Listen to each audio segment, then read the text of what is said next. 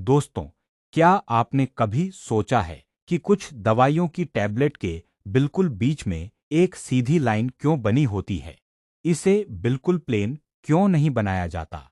दरअसल, इस सीधी लाइन को पिल स्प्लिटर या डिबॉज्ड लाइन कहा जाता है और यह कोई डिजाइन नहीं है, बल्कि इसके पीछे एक बहुत जरूरी वजह है।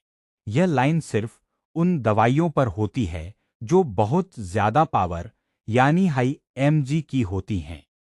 इसका काम यह होता है कि अगर डॉक्टर ने आपको कम पावर की दवाई लेने को कहा है, तो आप इस लाइन की मदद से टैबलेट को बिल्कुल बीच से बराबर बराबर दो हिस्सों में तोड़ सकें।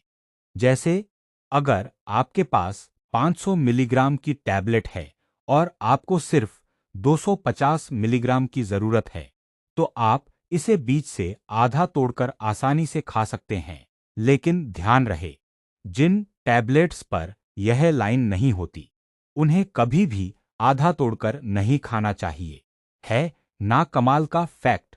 अपने भारत और विज्ञान के ऐसे ही दिमाग हिला देने वाले फैक्ट्स के लिए हमारे चैनल इंडिया क्रॉनिकल्स ऑफिशियल को अभी सब्सक्राइब करें। दोस्तों, क्या आपने कभी सोचा है कि कुछ दवाइयों की टैबलेट के बिल्कुल बीच में एक सीधी लाइन क्यों बनी होती है? इसे बिल्कुल प्लेन क्यों नहीं बनाया जाता?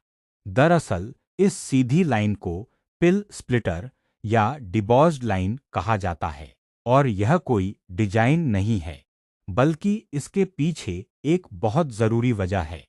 यह लाइन सिर्फ उन दवाइयों पर होती है जो बहुत ज्यादा पावर यानी हाई एमजी की होती हैं। इसका काम यह होता है कि अगर डॉक्टर ने आपको कम पावर की दवाई लेने को कहा है, तो आप इस लाइन की मदद से टैबलेट को बिल्कुल बीच से बराबर बराबर दो हिस्सों में तोड़ सकें। जैसे, अगर आपके पास 500 मिलीग्राम की टैबलेट है और आपको सिर्फ 250 मिलीग्राम की जरूरत है, तो आप इसे बीच से आधा तोड़कर आसानी से खा सकते हैं। लेकिन ध्यान रहे, जिन टैबलेट्स पर यह लाइन नहीं होती, उन्हें कभी भी आधा तोड़कर नहीं खाना चाहिए। है ना कमाल का फैक्ट? अपने भारत और विज्ञान के ऐसे ही दिमाग हिला देने वाले फैक्ट्स के लिए हमारे चैनल इंडिया क्रॉनिकल्स ऑफिशियल को अभी सब्सक्राइब करें।